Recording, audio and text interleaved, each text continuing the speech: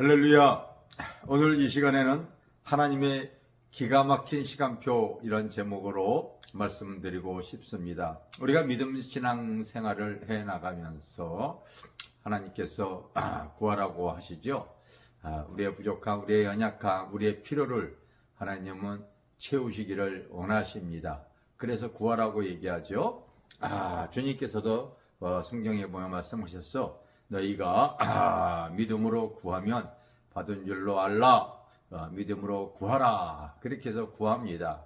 그런데 구했는데도 사실은 구한 것이 바로 이루어지지 않고 결과가 드러나지 않고 응답이 되어지지 않는 상황 속에서 때로는 실망하기도 하고 그리고 의심이 들기도 하고 더 이상 믿음이 실종이 되어져서 구하지 않는 성도들이 많이 있지 않습니까? 그런데 사실은 하나님은 나의 어떤 신앙의 그릇, 나의 믿음의 모습, 이런 것을 하나님께서 보시고서 가장 좋을 때에 하나님이 가장 기가 막힌 시간표에 맞게 나의 구한 것들이 나의 삶에 응답이 되어지고 드러나게 하시는 것이 성령이 하시는 일인 줄 믿습니다. 그래서 구하라 주실 것이요 찾으라 찾을 것이요 문 두드리라 열리리니 구하는 자에게 성령을 주시지 않겠느냐 이렇게 말씀하신 거예요.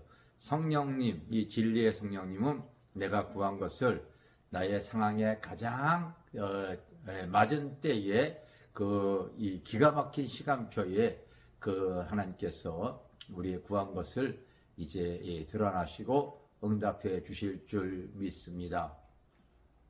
제가 목회를 하게 되어진 것은 우리 부모님이 목회자였기 때문입니다. 그래서 제가 이제 부모님이 원하시는 대로 제가 4대 독자예요.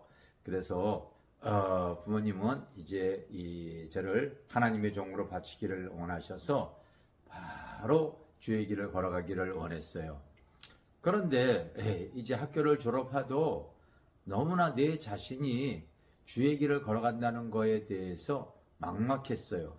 그래서 자신도 없고 아는 것도 없고 그래서 신학을 나왔어도 바로 주의 길을 걸어가지 않았어요. 그리고 세상에서 사회생활을 거의 9년, 10년 이렇게 했습니다.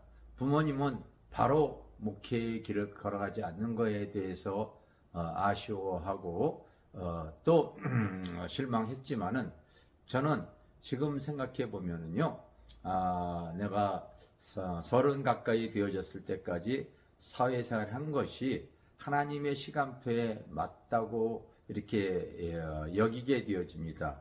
왜냐하면 그 20대 초반에 내가 아무 사랑도 없고 또 세상도 전혀 몰랐고 그리고 영성도 없는 하나의 미숙한 목회자였을 겁니다.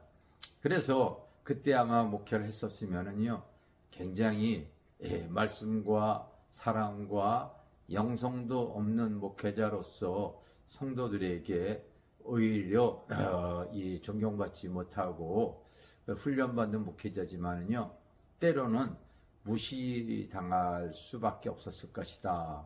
또 그리고 내 스스로가 어떤 이 목회에 대한 자신감을 잃고 많이 힘들어했을 것 아니겠는가 이런 생각이 들어요.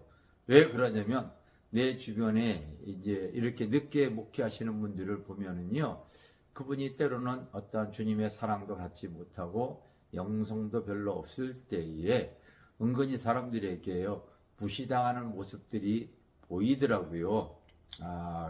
그래서 내가 만약에 일찍 목회했을 때에 아마 나도 은근히 사람들에게 무시 좀 당하지 않았을까? 그러면 내가 위축이 되어져서 아마 활발하게 목회하지 못했을 것이다. 이런 생각이 들어집니다. 그런데 세상을 어느 정도 알고 이제 계속 하나님께 의지하면서 기도하면서 내가 하나님의 어떤 도우심을 받게 되어져서 늦게 30 넘어서 주의 길을 걸어간 것이 나에겐 오히려 이 득이 되어졌다 그런 생각을 하게 되어집니다. 이 교회 부지는 마포구 이 공덕동에 있는 이 교회 부지는 저희 부모님이 목회하다가 이제 종교 부지로 받은 땅입니다. 그 받아서 바로 우리는 이제 아파트가 지어지면은요, 바로 우리 여기다가 그 20년 전에 교회를 지으려고 했었습니다. 그런데 이 재개발 조합을 통하여서 속임을 당했어요. 그들이 시작할 때에 사실은요, 이 도로가 없어져 버리고 말았습니다. 도로가 없게 되어지니까요, 우리가 교회를 지을래도 지을 수가 없게 되어졌지요. 그러나 이곳에 남아있는 열댓 명의 한 20여 명의 성도들이 그래도 끝까지 하나님께 믿음으로 구하고 구하면 받은 줄로 믿고 지금까지 달려왔습니다. 그런데 세월은 계속해서 흘러가는데 언제 도로가 날지, 언제 이곳이 바로 이 아현 재개발 지역의 큰 공원이 한 3, 4천 평? 뭐 그렇게 되어질 것 같습니다. 이것을 지금 조성을 하고 있는데 자락에 저희 교회 부지가 있었는데 이게 언제 조성이 되어질지 얼마나 시간이 걸렸냐면요. 20년이 걸렸어요. 20년. 그래도 믿음을 잃지 않고 기도했을 때에 지금 저희 교회에 찾아오시는 외부교회 성도들이 참 어떻게 이렇게 좋은 서울 한복판에 그리고 이 넓은 공원 안에 교회 부지가 딱 자리 잡고 있습니까?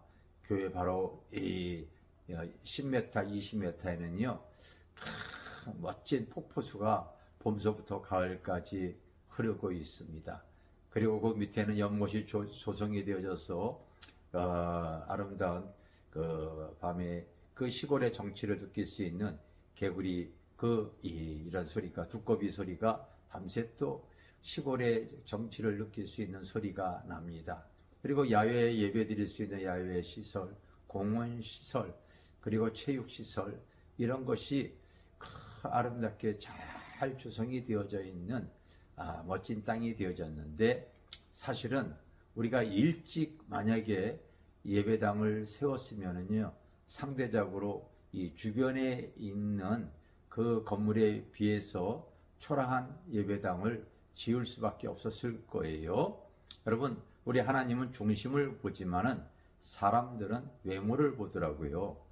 그래서 이곳에서 작고 초라한 예배당을 지어놨을 때에 오히려 이 복음 위에 저하를 가져오지 않았을까 이런 생각이 되어져요. 그런데 이 주변에 그 언덕 위의 공원 안에 아주 이쁘고 아름다운 성전을 짓고 나니까요 사람들이 오시는 분들마다 어떻게 이렇게 귀한 땅에 이렇게 귀한 예배당을 이쁘게 지었습니까? 우리 하나님을 찬양하게 되어지더라고요.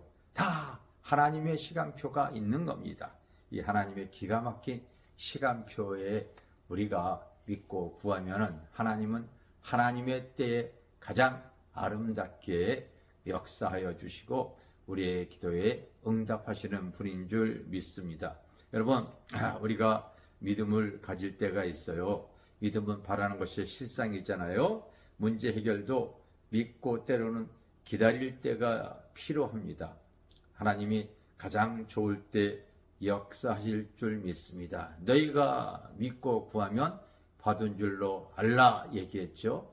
저는 하나님 앞에 믿고 구해서 그 이루어진 모든 것들이 하나님이 가장 좋은 때에 그것이 드러나게 하셨어요. 예를 들어서 이 자녀, 우리가 목회하더라도 이 자녀가 거의 나와 우리 집사람이 한 15년 정도를 부흥회를 이렇게 다니다 보니까 자녀를 옆에서 케어하지 못했어요. 그러다 보니까 계속 자녀들을 위해서 믿음으로 기도만 했지 이 자녀들을 옆에서 보살피지 못했어요. 그런데 기도했더니 그 자녀들이 학교에 가서 그리고 또 어디를 가든 자기가 스스로 깨닫는 일들이 생기더라고요. 하나님을 의지할 수 있는 상황이 생기더라고요. 그래서 세상에 때로는 넘어졌다가도 다시 하나님께서 기도한 대로 그 자녀들이 또 이제 주님을 의지하고 주님의 그 이 사역자로서 이제는 잘 세워져 나가는 모습이 드러나고 있습니다. 또 여러분 목회하면서 나나 우리 집사람이 연약하고 병들 때도 있었습니다. 그런데 그런 것이 정말 하나님이 가장 좋은 때에 치유해 주시는 거예요. 저도 목회하면서 부흥회 다니면서 다니면서 좋은 거를 많이 이 기름진 음식을 많이 얻어먹다 보니까요. 사실은 이 심장에 이 스탬프를 3개를 박았습니다. 그런데 그거로 인해서 정말 고통당하는 게 제가 없어요. 하나님이 가장 좋은 때에 하나님께서 깨닫게 해주셔서 이제 앞으로 내가 주의 길을 걸어갈 때에 너 네 몸은 하나님의 거룩한 성전이기에 더 이상 네 몸을 잘 하나님 앞에 거룩한 전으로서 쓰임받기 위해서 잘 치료하기를 원하시는 거죠. 길을 걸어갈 때에 갑자기 횡단보도에서 다리가 떨어지질 않아서 횡단보도를 건너질 못할 때가 있었어요. 그래서 왜 그런가 해서 가만히 있다가 다리가 움직일 때 집에 돌아갔더니 아내가 바로 병원에 한번 가보자고 하더라고요. 병원에 가봤더니요, 바로 이 동맥이 막힌 거예요. 만약에 주님께서 내가 아직도 설교를 해야 되고 아직도 주의를 해야 되는데 그거로서 풍이나 어떠한 뇌가 이렇게 망가졌다면요 앞으로 목회 못하겠죠. 하나님께서 경고해 주셔서 바로 병원에 가서 이제 수술이 아니고 시술이죠. 막힌 곳을 이렇게 뚫고 나서 바로 다음날 그냥 퇴원해서 지금 이제 이게 건강하게 하나님의 일을 할 수 있도록 하나님께서 치유하십니다. 그러니까 때로는 아픈 것도 바로 인생 약재료로 하나님께서 역사하시는 것이지요. 우리 아내도요, 어렸을 때 너무 가난해서 퇴학당하고 중학교 때는 고등학교 때는 라면만 먹어가지고요 영양실조를 그래서 영양실조로 폐병도 걸리고 진짜 몸이 너무 연약해서 온몸이 안 아픈 데가 없을 정도로 종합병원이었다고 간증을 합니다. 그런데 지금 이제 병원에 가서 이렇게 검사해 보면요, 의사 선생님이 이제 내일 모레 60 가까이 이 나이가 되어졌는데 아픈 데가 하나 종합병원인데 어쩌면 이렇게 아픈 데가 하나. 한번 자기가 궁금해서 물어봤대요. 나 처녀 시절 때에 이 폐가 갉아먹어가지고 폐병에 걸렸었는데 그게 지금 어떻게 됐나 봐주세요. 흔적도 없다는 거예요. 흔적도 없다. 이 모든 것들이 하나님은 가장 좋은 때에 치유하시고 하나님께 영광 돌리게 합니다. 너무나 가난해서 하나님 물질 너무 없어서 주의를 잘 못하겠어요. 어제 우리 수요일 날 우리 둘째 아들이 수요 예배에 말씀을 이렇게 증거했는데 어제 이런 얘기를 하더라고요.